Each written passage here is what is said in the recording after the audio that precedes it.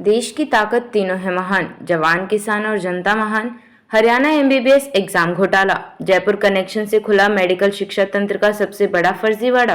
कैसे शुरू हुआ था ये घोटाला? पंडित भगवत दयाल शर्मा स्वास्थ्य विज्ञान विश्वविद्यालय रोहतक में सालों से चल रहे एक संगठित घोटाले का भंडाफोड़ तब हुआ जब 2025 की शुरुआत में विश्वविद्यालय की परीक्षा शाखा से लीक दस्तावेजों और मार्कशीट से हेरफेर की शिकायत सामने आई। जांच में पता चला कि एमबीबीएस की परीक्षाओं में कुछ छात्रों के परिणाम जानबूझकर बदलवाए गए थे, जिससे वे पास हो सके। इस काम के लिए मोटी रकम वसूली जा रही थी।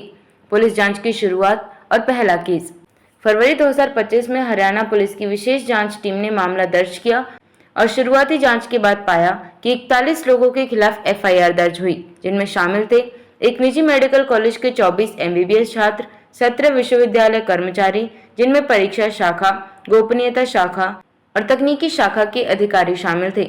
उत्तर पत्रों की दोबारा लिखाई और परीक्षा परिणामों के डेटा में बदलाव की पुष्टि हुई। घोटाले का तरीका 2 लेवल पर ऑपरेशन। प्रत्यक्ष तरीका, परीक्षा समाप्त होने के बाद विश्वविद्यालय की गोपनीय शाखा से उत्तर पत्र निकाले जाते थे, उन्हें नए सिरे से लिखा जाता था, फिर इन्हें मूल्यांकन शाखा में जमा करवाया जाता था ताकि छात्र को पास मार्क्स मिल जाएं। अप्रत्यक्ष तरीका, रिजल्ट घोषित होने से ठीक पहले पुरस्कार सूची में छात्रों के अंक बदले जाते थे। यह काम तकनीकी शाखा और बाहरी एजेंसियों की मदद से किया जाता था।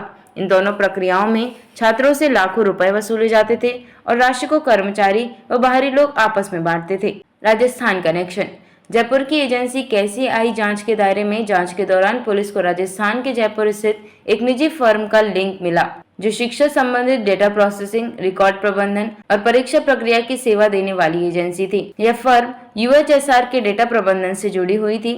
एक आरोपी छात्रा की भूमिका।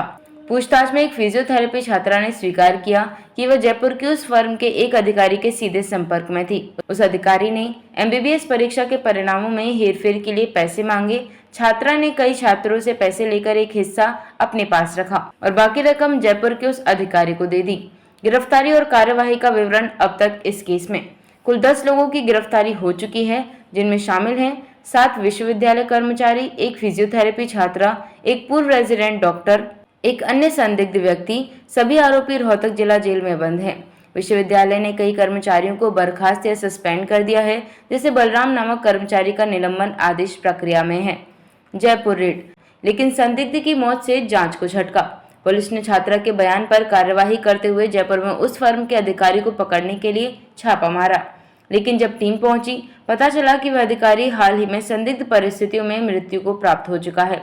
इससे जांच की एक महत्वपूर्ण कड़ी टूट गई। अब जांच एजेंसियां ये जानने में जुटी हैं कि क्या फर्म के अन्य कर्मचारी भी साजिश में शामिल थे। शिक्षा व्यवस्था पर गंभीर सवाल। इस घोटाले ने साबित कर दिया कि परीक्षा प्रणाली में गंभीर खामियां हैं। पैसे के बल पर डॉक्टर बनने के लिए रास्ते खोले जा रहे हैं, जो आम जनता के लिए बेहद खतरनाक है। ऐसी घटनाएं मेडिकल शिक्षा की साख को धूमिल करती हैं। अब आगे क्या? हरियाणा पुलिस अब डिजिटल फॉरेंसिक, बैंक ट्रांजैक्शन और कॉल रिकॉर्ड से पता लगाने में जुटी है कि घोटाले का दायरा और कौन कौन तक फैला है। जयपुर की उस फर्म की संपत्तियां, रिकॉर्ड्स और तकनीकी सेवाओं की छानबीन की जा रही है। निष्कर्ष, एक संगठित शिक्षा माफिया का पर्दाफाश। यह केवल हरियाणा का यूएचएसआर का मामला नहीं, यह पूरे देश की मेडिकल शिक्षा प्रणाली पर एक बड़ा सवाल है। क्या पैसा देकर कोई भी डॉक्टर बन सकता है, या हमारे अस्पतालों में ऐसे ही फर्जी डिग्रीधारी भविष्य में मरीजों का इलाज करेंगे? यह घोटाला शिक्षा क्षेत्र में चल रही बड़े स्तर की माफिया राज की पुष्टि करता है और यह जरूरी है कि इसकी तह तक जाकर सभी दोषियों को सख्त सजा दी जाए। देखते रहिए shed speak TV. Like, share और सब्सक्राइब करना ना भूलें, देश, लोकतंत्र और भविष्य की सबसे बड़ी खबरों के लिए।